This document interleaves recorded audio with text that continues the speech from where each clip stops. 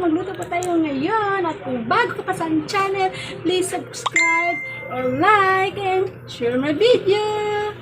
Tara, simulan na natin. Ang lulutuin po natin ngayon ay glutinous roll in sesame. Ayan, naglagay na ako ng 2 cups ng glutinous rice flour. Then, lagyan natin siya ng gata. Dahil wala akong fresh na gata, ayan, nasa can na lang na gata. Then, lagyan natin siya ng 3 cups na tubig ng paunti-unti hanggang sa makuha natin yung tamang mixture. And then, ayan, halo-haluin lang natin at dadagdagan ng tubig ng paunti-unti. Pagkatapos ng ilang minuto ng halo-halo, ayan na po, naging ganyan na yung ating mixture at ayan, i-separate natin sila sa dalawang lalagyan. Dahil nga magkaiba yung kulay nila, kaya pinaghiwalay ko. And then, yung isang mixture, lalagyan natin siya ng condensed, plain lang. And then, yung kabila naman, lagyan natin siya ng ube na condensed. At ayan, pagka nalagay na natin yung mga condensed, haluin lang natin ng maigi hanggang sa ma-mix na yung condensed.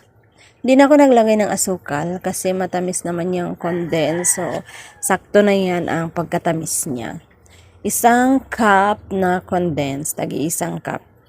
And then, haluin lang natin at pag okay na yan, nagpakulo na ako ng tubig at i-steam na natin siya. Ayan, sakto na yan. Ilagay na natin siya sa llanera. Ang ginamit ko is llanera ng leche plan. Ayan po mga ka-alien. I-steam na natin siya for 30 minutes.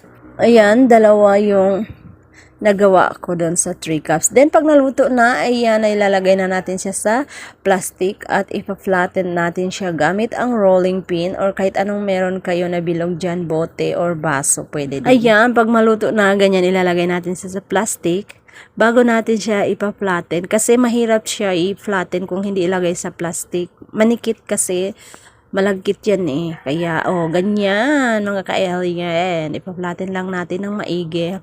Yung saktong lang, nipis.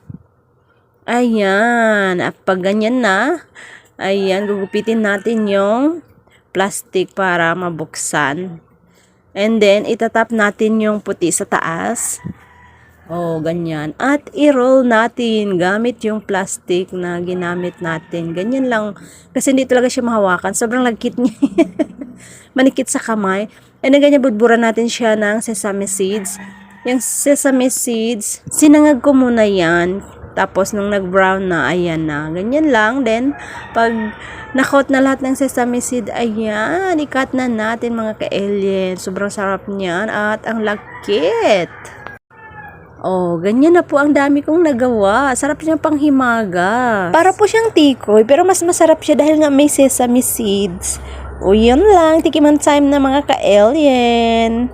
Thank you so much for watching. Namin sa Cutie Pie sa Jollibee.